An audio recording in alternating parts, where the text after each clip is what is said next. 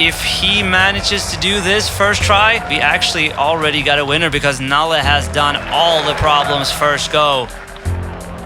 This is it! Do we have a winner? Struggling to get that last hold and going for the final grip, and he does! He's got it. He's got it! That was some amazing climbing from Nalle Hukkataival.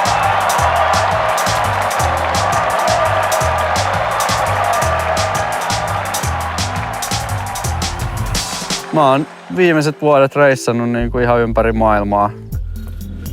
Etsinyt siisteimpiä linjoja vähän joka puolelta. Ja perfect stunt start. Put your foot on, perfect foot hold. Huge dynamic move. Sit all up. Can't wait to try this. Wow. And the thing on the left too.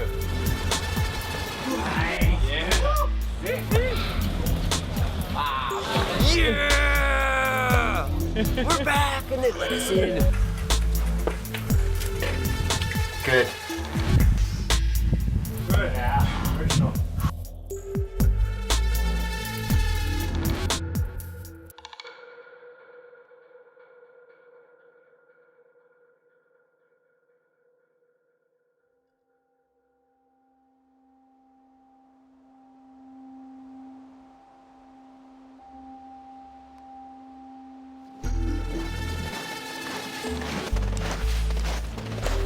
me mentiin sinne yksi kevät, rämmittiin rintaasti hangessa sinne, niin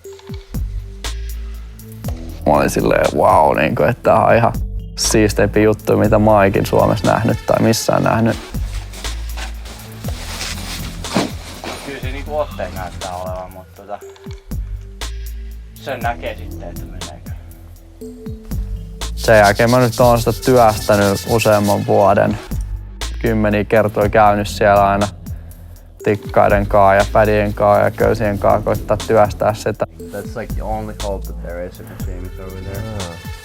How is that right hand right there? Terrible?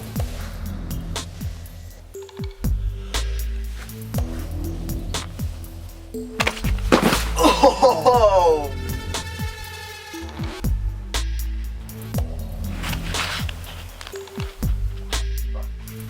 Yes.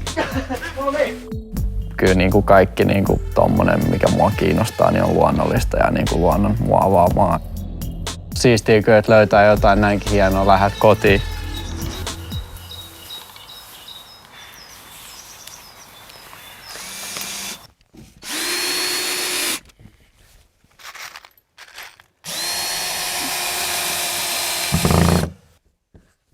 Kyllä. Tällä mennään.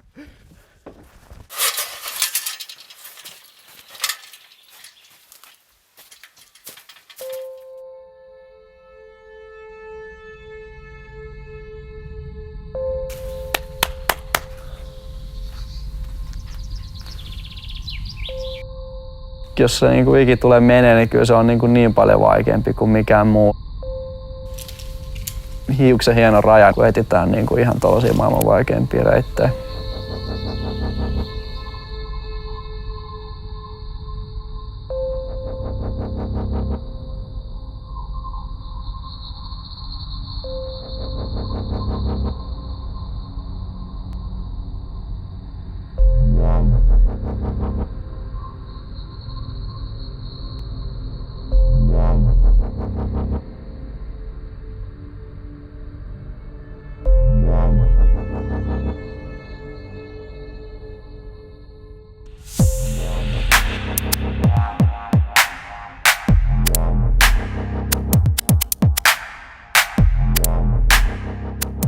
En mä ole vieläkään varma, että onko se oikeasti mahdollinen. Ehkä se visio sit siirtyy jollekin seuraavaksi.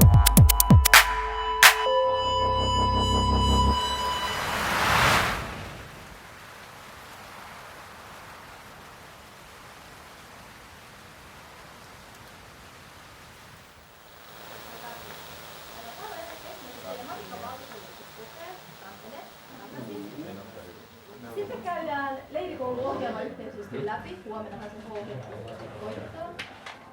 Elikkä kun täällä on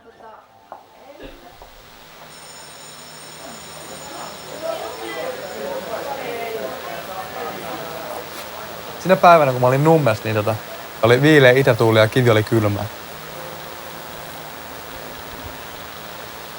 Silloin kun se kivi on kylmä, niin kitka on tosi hyvä ja otteessa pysyy paremmin.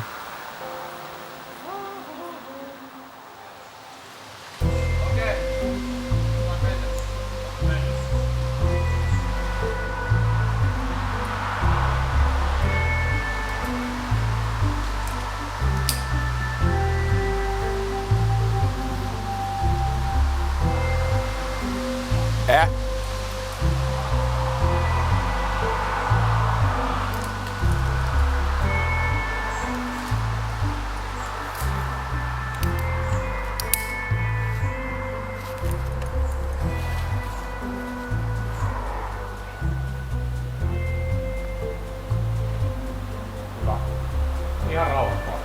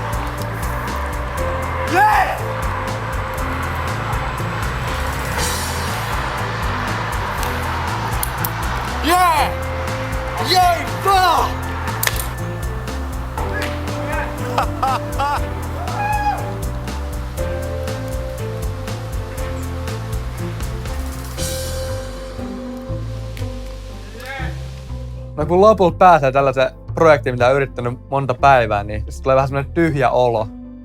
Parin päivän jälkeen sitten tulee kyllä semmoinen fiilis, että mitä seuraavaksi, niin pitää rupea etsiä jo seuraavaa projektia. Sehän oli selvää niin, että kaikki kehittyy ja että tulee niin kuin vaikeampia reittejä ja semmoisista paikoista pääsee ylös, mistä ei niin kuin oikeasti voi kuvitellakaan, että pääsee. Ja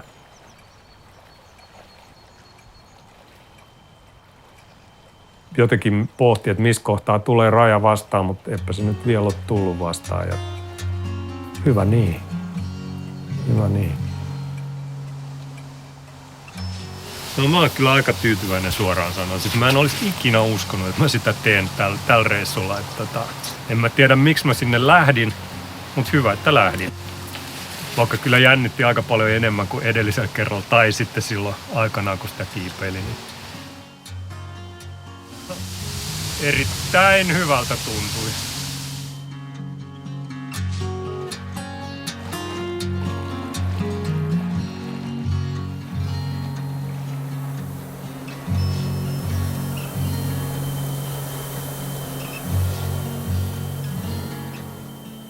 Suomi on aika silleen karu maa, että täällä nyt ei kiipeilyn parissa kauheasti töitä ole.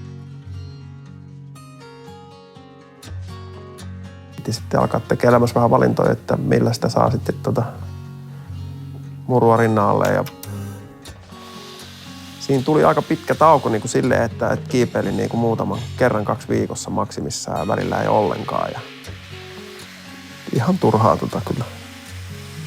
Vähän kiipeilyä, että nythän sitä kaduttaa.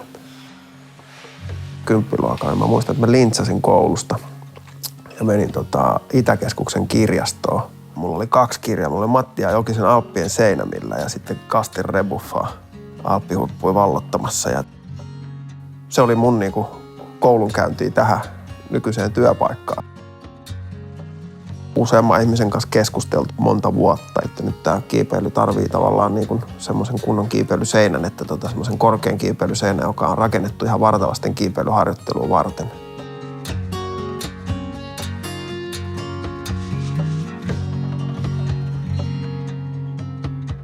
Kiipeily on nyt niin kuin just siinä tilanteessa, että tämä on aivan mahtava laji niin kuin aloittaa ja innostuu. Koska tämä kansainvälisesti kehittyy valtavasti koko ajan ja kasvaa ja sitten taas Suomessa tämä kehittyy valtavasti ja tulee niin kuin lisää harrastuspaikkoja.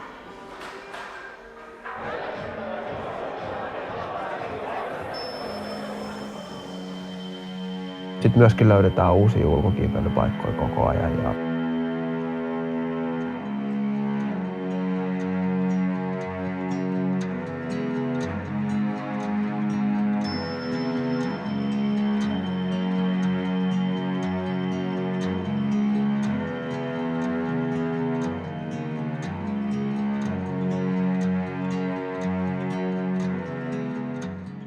30-40-vuotiaana kiipeily on mielettömän makea laji. 40-50-vuotiaana sitä alkaa vasta ymmärtää ja sitten kun on normaalitöistä eläkkeellä, niin jos on hyvässä kunnossa, niin se on kaikista hauskinta, koska sehän on ihan elämänmittainen polku.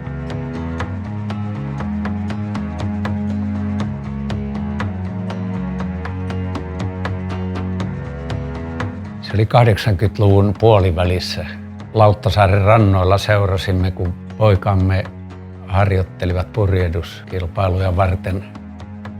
Erään pojan isä tiesi selkävaivastani ja hän kehotti pontevasti aloittamaan uinnin. Sillä oli hyvä vaikutus. Selkävaivat parani lähes kokonaan, jolloin pystyi taas aloittamaan kiipeilyharrastuksen.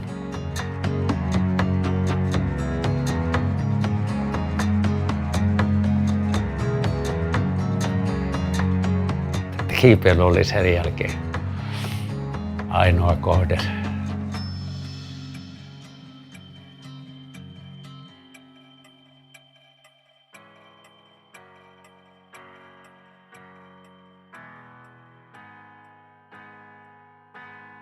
Yksi ihminen ei kovin monelle pysty kertomaan, miten hyvä joku asia on.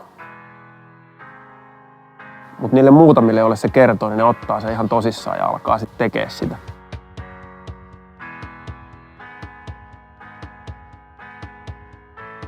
Ja kertoo sen sitten taas parille eteenpäin.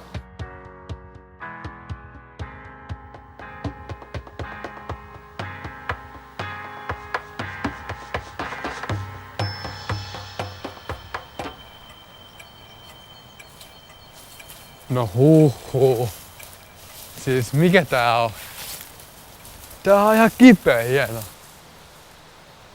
Mustaleikkaus, poraleikkaus ja tuolta jättiläinen. Siinä on hyvä. Niin jo. Tää on hieno, hyvä. Miten usein te niinku putositte? Tästä Ei niinku? paljon kyllä Ei putoiltu, ei.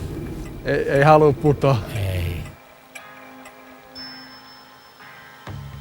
Kun lopulta ollaan valtavan jyrkänteen juurella, ihminen tuntee ahdistavalla tavalla pienuutensa.